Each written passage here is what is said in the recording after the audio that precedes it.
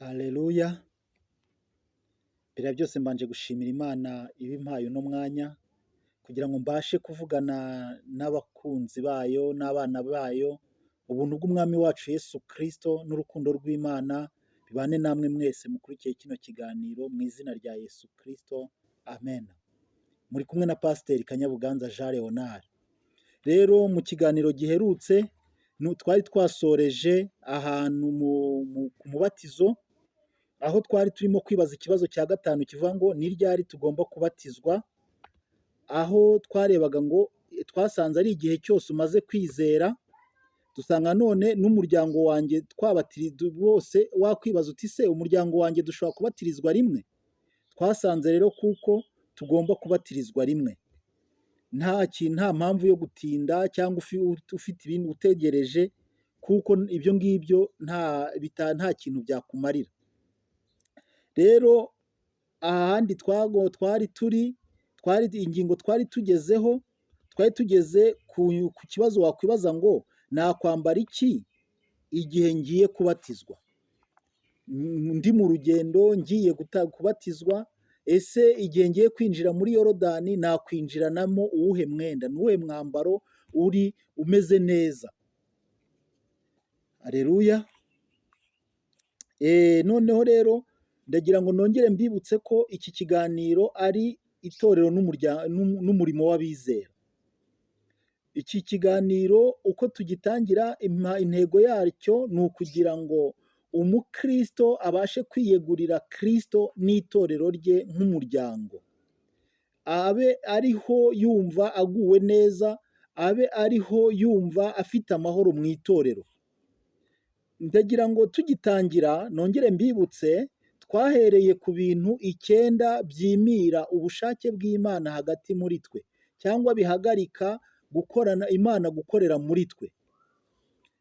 Nyuma yaho, igice cyaho twakurikijeho, twarebye amarembo 7 umukristo nyakuri anyuramo n'imyitwarire 21 ayanyuranamo. Rero nyuma y'icyo gice, aricyo gice turiho, twarebeye hamwe kuba umunyamuryango w'itorero icyo ari cyo. Mu kuba umunyamuryango w'itorero icyo ari cyo, rero twahereye ku ngingo ya mbere, agakiza. Ku gakiza hari ibibazo bigera muri 4 twagombaga kwibaza. Ibyo bibazo 4, icya mbere cyari kiri mu ngingo rusange, ariho nyuma y'ingingo rusange hahita hazaho umubatizo. Nyuma y'umubatizo tuzakurikizaho ifunguro ryera. Ubwo ni ukuvuga ibyo ngibyo ari umubatizo n'ifunguro ryera biri mu ngingo z'agakiza. Rero tugiye kureba mu ngingo rusange, turi mu gakiza, twabonye mu kibazo cya mbere, mu gace ka mbere twarebye twibaza ngo kuki ndiho uyu munsi? Dusanga ari uko Imana yandemeye kunkunda, kandi Imana yandemye kuyinezererwa no kugirana ubusabane n'ibindi biremwa byose, aribyo bingira icyaremwe kidasanzwe. Iyo tumenye kandi tukemera kugendera mu mugambi w'Imana yaturemye, bizana inyungu nyinshi. Turebye ikibazo cya kabiri kuri izi mu ngingo rusange, twarebye ngo ikibazo kiri hehe. Ni uko twasanze kuko mu muntu habamo inyota yo kwigenga no kwishyira akizana. Iyi noneho dusanga iyi mitekerereze ari yo imutera icyaha. Turavuga none se igisubizo kiri hehe?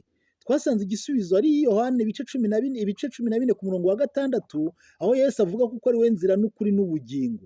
Inzira wanyuramo yose, ibyo washaka kwikora ibyo ari byo byose, utanyuze kuri Yesu uba uri umwana wo kurimbuka. Noneho tuza kureba rero, turangije aho ngaho, ese Imana irashaka ko nkora iki? Twarebye ibintu bigera muri 3, ariho twasanze ko wemera kuko watannye, wemera kuko wagize intege nkeya, ahasigaye Imana yonyine akaba ariyo yongera kukuhindura, ikaba ariyo iguha agakiza kayo. Dusanga hariho kwizera, kwakira impano ya Yesu Kristo no gusaba Yesu akaba mu buzima bwawe. Rero hano mu mubatizo tumaze kwinjiramo neza turimo kubaza, hari ibibazo nabyo twagiye tuvuga, twarebeye hamwe mu mubatizo dusanga ngo kuki tugomba kubatizwa, dusanga ari ugukurikiza urugero rwa Yesu Kristo nk'uko nawe yabatijwe natwe tubatizwa. Turebe hano ngo kubera iki? Kubera ko Kristo nanone abitegeka, niyo mpamvu tugomba kubatizwa. Icya gatatu, dusanga ko bigaragara koko ko ndi umwizera, kuko ari nk'ikimenyetso mba ngaragaje ko nizera Kristo, kandi kuko nkoreweho icyo kimenyetso ni nk'indangamuntu mba mpawe yuko ndi umukristo. Rero iki tuza kugera rero ku kibazo cya kabiri hano kivuga ngo kubatizwa bivuga iki? Bivuga, twarebye igisobanuro cyo kubatizwa muri rusange, ko ari ugupfana na Kristo ukazukana na Kristo. Ariyo mpamvu dusanga umuntu ubatijwe ku gahanga, ese apfanye na Kristo gute kandi atigeze bigaragara kuko ku isi atakiriho? Iyo ushubijwe mu mazi bigaragara ko ku isi ntuba ukiriho, mu kanya umara hasi mu mazi yakurengeye ntuba ukiri ku isi. Rero iyo bakwibuye mu mazi biba bigaragara ko uzutse, uba uzukanye na Kristo. Rero wapfuye ku bw'ibyaha, upfana na Kristo, ahasigaye uzukana ubugingo bushya uzukiye muri Kristo. Akaba ariyo mpamvu rero kubatizwa ni ikimenyetso gikomeye ku bakristo cyane. Tukareba none ngo bigaragaza ubuzima bushya, nk'uko twabonye ngo umuntu wese iyo ari muri Kristo aba ari icyaremwe gishya, ibya kera biba bishize, dore byose biba bihindutse bishya. Twongera turareba kubera iki tubatizwa twibizwa mu mazi menshi. Ibyo ngibyo nibyo nari maje gusobanura. Icya kane kikabaza ngo ninde ugomba kubatizwa? Ni umuntu uwo ari we wese wizeye Kristo nk'umwami n'umukiza we. Uwo nguwo aba afite uburenganzira bwo kuba yasaba kubatizwa. Icya gatanu twarebye ngo ni ryari tugomba kubatizwa. Igihe cyose umaze kwizera dusanga kuko ugomba kubatizwa. Ese umuryango wanjye twabatirizwa rimwe?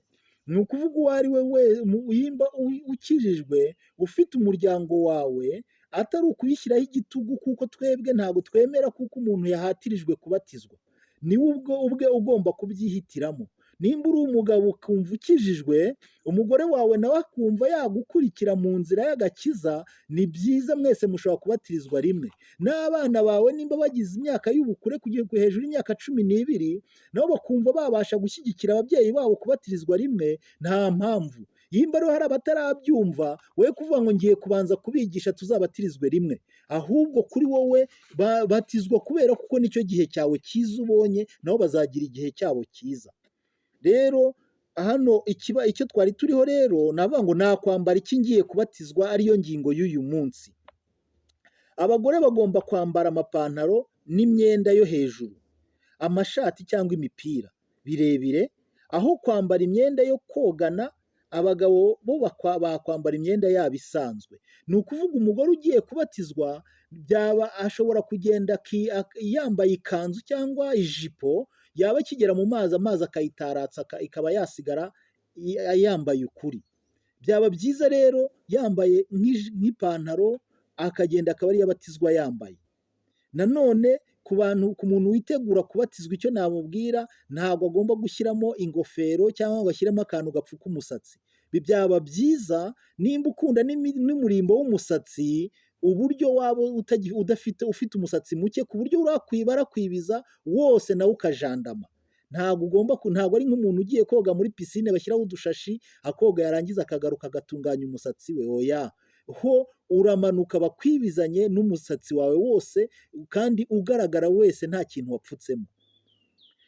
Noneho wavuga ngo ese hari icyo ngomba kuvuga ngiye kubatizwa? Yego, kirahari. Iyo ugiye kubatizwa ni umwanya mwiza ubonye wo kugira ngo usabe izindi mbaraga, usabe izindi imana. Ni umuhango. Iyo urimo kubatizwa, umwami Yesu ubwe ashobora no kuba yakubatiriza mu mwuka, ashobora no kuba yaguha ubundi budahangarwa budasanzwe. Wongere wibuke ko Yesu abatizwa atarasohoka muri Yorodani, ataravamo.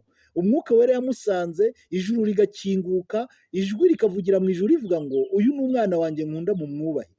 rero nawe igihe ubatizwa ushobora gusaba imbaraga za Mwuka Wera, ushobora gusaba urugendo utangiye Imana ikazarugufashamo. Hari byinshi uba ufite byo kuvuga bitewe n'inyota n'ibyo ushaka kuzageraho mu nzira y'agakiza.